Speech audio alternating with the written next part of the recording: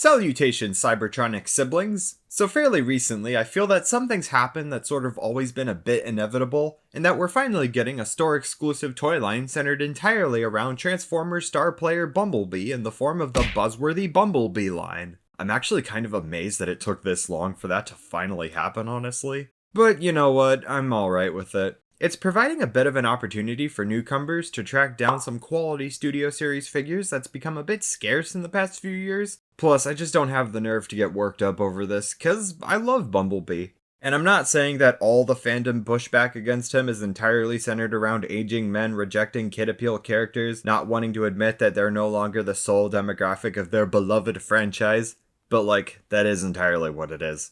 And it's possible that this, plus the recently developed Siege Sublime subline of the War for Cybertron trilogy, centered entirely on spacey spasm and futurist flair, is what brought us today's special somebody. It's Buzzworthy Bumblebee Origin Bumblebee. Now this time I'm actually going to start by showing off the alt mode. Typically I prefer to begin with the robot mode since that's how many Transformers toys are packaged. But trust me, you need to be acquainted with this alt mode before you've been exposed to the robot. Now this sumptuous little Cybertronic saucer is a loving little reference to the very first scene of the entirety of the Transformers on-screen media, depicting Bumblebee's alien vehicle mode on Cybertron before the Autobots took a 4 million year power nap on this rack. Mind if I cut in?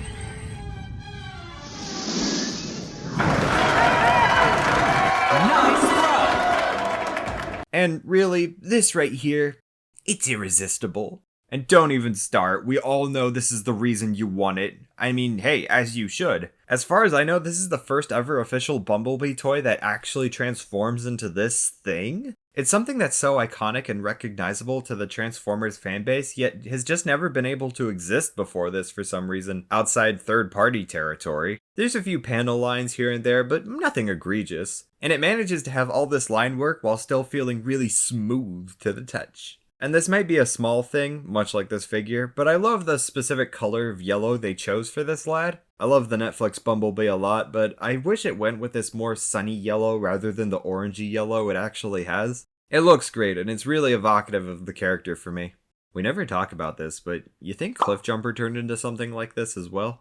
The only thing I'm not too crazy about though is Hasbro's continued insistence on shoving as many figures as possible with translucent plastic. I don't claim to know anything about the design ins and outs of this figure, and maybe there was a reason they couldn't have done it differently, but translucent plastic tends to be kinda brittle and easy to stress. So I'm always overcome with the consciousness that I theoretically could break this, which is not my idea of a good time. Also, unless there's tons of attention given to the interior with, say, molded in seats, I feel like translucent plastic for window parts are just kinda useless. It looks really good, just thought I'd tell you to Bumblebee careful. There's 3 visible weapon ports on this mode, glad this figure's keeping with the times. And you can jam on his blaster, or if you really want to go all out, just slam some Scorponok guns on him. Make a day out of all the potential here. Honestly, I'm so happy the War for Cybertron toy line pushed this gimmick that's so cross-compatible and fun. And that's kind of it for the alt mode, really. I mean, it is essentially just a pancake with a windscreen. But that's why I love this thing so much. It's such a unique, strange little thing that stands out so hard from the rest of the Siege squad. I kind of understand why this had to be a Target exclusive. This doesn't exactly look like an absolute sure bet with your average toy purchaser.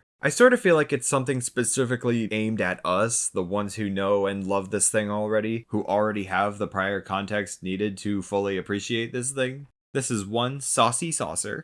Transformation is solid, everything works as it should, and the joints feel really sturdy so nothing's just flopping around. It's a lot of folding up and tucking in. Now it's obviously going for the G1 cartoon's perplexing Cybertronic rules of alien alt modes yet robot modes featuring Earth vehicle parts, hence why his bot form's displaying some Volkswagen Beetle hood shoes and roof of an entire car chest. It's a bit of a wild and nonsensical undertaking, one I definitely thought Hasbro would never take on, but to their credit they actually did it, and it turned out delightful.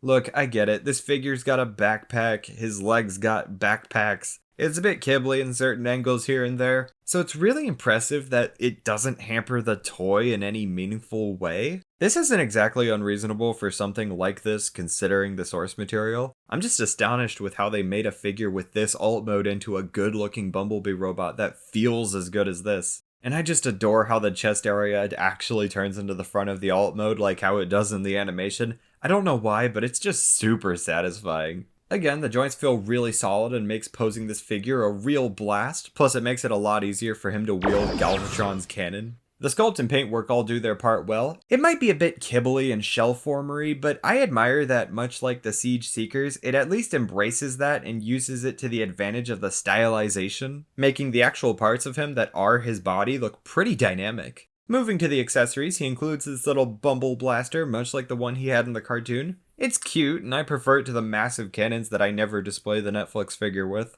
The box is also bulked out with this big ol' rocket pack here. I'm sure Bumblebee used one at some point in the cartoon, but come on, let's be honest. This is going directly from the box onto Sideswipe. I can't do anything about it. Boy, I really wish that I could. But I really appreciate that it's included at all, especially for those of us who didn't spring on the Centurion Drone Weaponizer pack. And finally, this toy comes with 5 Energon rods. I guess it's interesting that they included these and there's now toy representations of them, but they are kinda useless. The figure can't hold them with its hand because the hole's too small, so you just kinda have to fit it snugly in the elbows. I appreciate it, but I could have done without them, honestly. They don't even have enough energy to last a Cortex. But back to the Bee, this wee man is noticeably shorter than your average Deluxe, but there's definitely still Deluxe level engineering going on here. Plus, Bumblebee's supposed to be small. Oh my goodness, can Transformers fans please stop complaining about Bumblebee toys being small? So when it comes down to it, this is a really good little Bumblebee figure. It feels great, sturdy, and solid. The alt mode is unrelentingly endearing, and when the figure exists to bring us this very strange, fan-centered alt mode, all the robot has to be is fairly decent. But it's honestly so much better than that. And this guy absolutely fills in a gap deep down, because I've always assumed that it'd be impossible to get a Bumblebee toy that actually converts into this alien plate. It just goes to show what a good time it is to be a toy enthusiast. He is, in fact, worthy of the buzz.